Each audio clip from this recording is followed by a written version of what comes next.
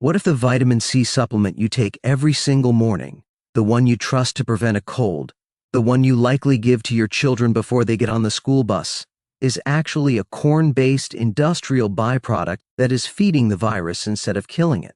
We have been conditioned for decades by a $30 billion supplement industry to believe that gulping down those bright orange gummies or dissolving those fizzy artificial powders is the ultimate shield against the flu. But I am here to tell you that the biological reality is shockingly different. For millions of you watching this right now, this specific healthy habit is effectively shutting down your immune system's ability to fight, leaving you wide open to infection.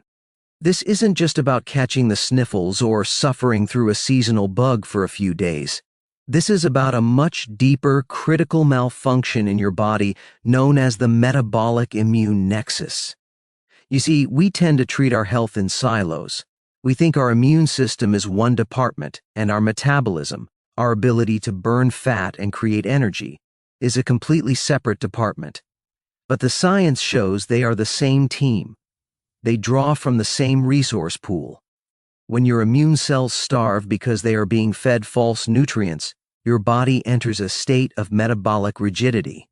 This is why you might be seeing stubborn belly fat that refuses to budge, no matter how clean you eat, and feeling a chronic heavy fatigue that drags you down, a brain fog that no amount of caffeine can pierce. So, how do you know if your body is already stuck in this dangerous state? Your system gives you a very specific, very frustrating warning sign. Do you experience the 3 a.m. wake-to-up call? Here is the scenario. You fall asleep just fine. You are exhausted. But then suddenly between 2 and 4 a.m., your eyes snap open. You aren't groggy, you are wide awake. Your heart might be racing, pounding in your chest. You might even be sweating or feeling anxious. You stare at the ceiling, wondering why you have insomnia. I need you to understand, this isn't insomnia. This is a metabolic panic attack. Your liver is responsible for trickling fuel, glucose, into your bloodstream while you sleep to keep your brain and organs running. But because of this metabolic rigidity, your liver runs out of gas. It crashes. It cannot sustain your energy levels overnight. In a desperate attempt to keep you alive and functioning, your body hits the emergency button. Your adrenals dump a massive load of cortisol, the stress hormone, and adrenaline into your system to force the liver to release sugar. That 3 a.m. jolt is a distress signal screaming that your internal chemistry is unstable. If we don't fix this root cause, no amount of vitamin C gummies will save you. To understand why this is happening and why these viruses seem to linger forever, we need to leave the macroscopic world of symptoms and dive deep into the microscopic world of your cells. We need to open up the hood of your immune system and decode a specific ancient mechanism called phagocytosis. Now, in simple terms, phagocytosis translates to cell eating. Imagine your white blood cells, specifically your neutrophils, as the elite first responders on a battlefield. When they detect a pathogen, a virus, or a bacteria, they don't just shoot at it. They rush over and physically wrap themselves around it. They engulf the invader, trapping it inside a specialized containment chamber within the cell called a phagosome. But here is the critical piece of science that almost everyone misses. Trapping the virus is not the same thing as killing the virus.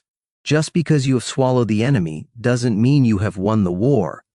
For your cell to actually destroy that invader, it has to activate a biological kill switch. It has to turn on a series of proton pumps that flood that containment chamber with acid. The goal is to drop the pH level inside that tiny chamber down to a highly acidic 4.5. This is the acid bath. It is this intense acidity that activates the lysosomal enzymes. Think of them as biological scissors that chop the virus into pieces.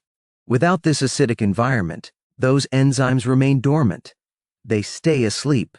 The virus sits there, trapped but alive, waiting for its chance to break out. This is where the nutritional villain enters the story, effectively disguised as a savior. Most vitamin C on the shelf is not whole food complex, it is isolated ascorbic acid, often manufactured from GMO corn syrup in a factory. Molecularly, this synthetic vitamin C looks almost identical to glucose. They are molecular cousins.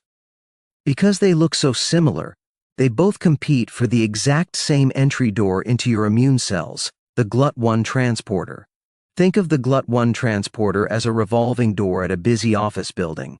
It can only let a certain number of molecules in at a time. If you are consuming vitamin C gummies loaded with sugar, or even just eating a high-carb diet, your blood is flooded with glucose. That glucose crowds the revolving door. It creates a molecular traffic jam and bullies its way to the front of the line. The sugar blocks the real nutrients from getting in. Your immune cells end up stuffed with sugar but starved of the tools they need to fight. Visualize the kill chamber, the phagosome, in this high-sugar state. Because the glucose has neutralized your chemistry, the chamber remains cloudy and neutral. The acid pumps fail to fire. The virus, wrapped in its spiky protein armor, sits there untouched.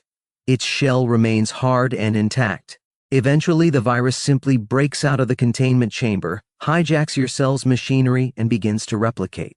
You get sick, and you stay sick, because your immune cells have essentially become hotels for the virus. Now, let's flip the script. Let's introduce the biochemical hero, acetic acid. When you introduce acetic acid, the active compound in apple cider vinegar, into your system, you are essentially rearming your immune cells. You are providing the raw materials needed to lower that pH. Picture that same containment chamber, but this time, watch what happens when the chemistry is corrected. Visualize the chamber flooding with a bright neon red liquid. This is the acid bath functioning as designed.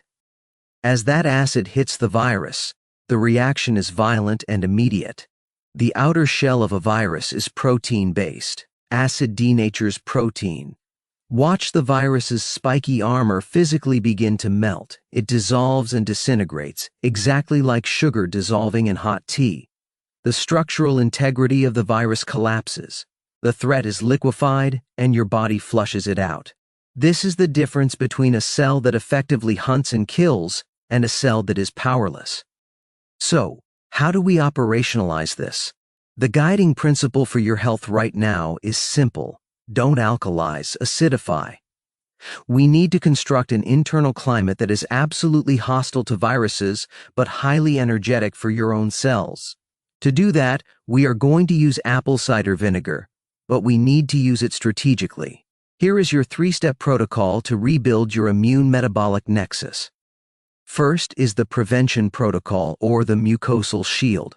If you are heading out into a crowded space, or if you feel that slight tickle in your throat, this is your first line of defense.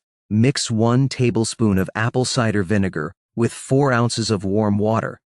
It must be warm to aid absorption. I want you to gargle this mixture for a full 30 seconds before swallowing. Why gargle? Because the throat is the primary staging ground for viral replication. By coating the mucosa with this acidic barrier, you disrupt the viral proteins immediately upon entry, preventing them from latching on. You are stopping the invasion at the beachhead. Second is the metabolic protocol, which I call the bedtime break.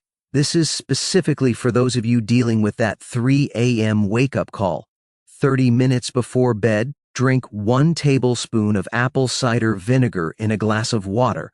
This acts as a metabolic break for your liver. Acetic acid improves insulin sensitivity and lowers fasting blood glucose. It signals your liver that it doesn't need to panic and dump sugar into your blood in the middle of the night. It stabilizes your energy so you can actually sleep through the night and let your immune system repair itself. Third is the rescue protocol, or fire cider light. If you are already sick, we need to bring in the heavy artillery. Mix your vinegar and hot water with a pinch of cayenne pepper and a teaspoon of raw honey. This isn't just for flavor. The cayenne pepper acts as a potent vasodilator. It physically opens up your capillaries and widens the highway so your acid-charged white blood cells can rush to the site of infection faster. The honey acts as a carrier and provides mild antibacterial support. A critical note on the tool you use You must look for raw, unfiltered apple cider vinegar with the mother. If you look at the bottle, you should see cloudy sediment at the bottom.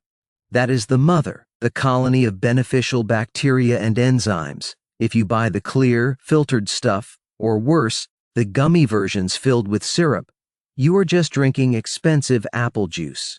You need the raw, cloudy stuff to get the medicinal effect. Also, protect your tooth enamel. Drink this through a straw or rinse your mouth with plain water afterwards. Now, I know what many of you are thinking because we have been bombarded with this marketing for decades. You're thinking, wait, aren't I supposed to alkalize my body to be healthy? Isn't acidity bad? Let's bust this myth right now. The human body is not one single pH bucket. It is a complex system of gradients.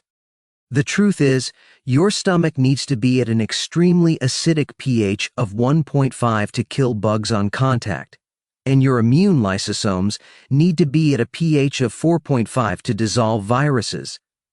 When you drink expensive alkaline water with meals, you are effectively neutralizing your body's first line of defense.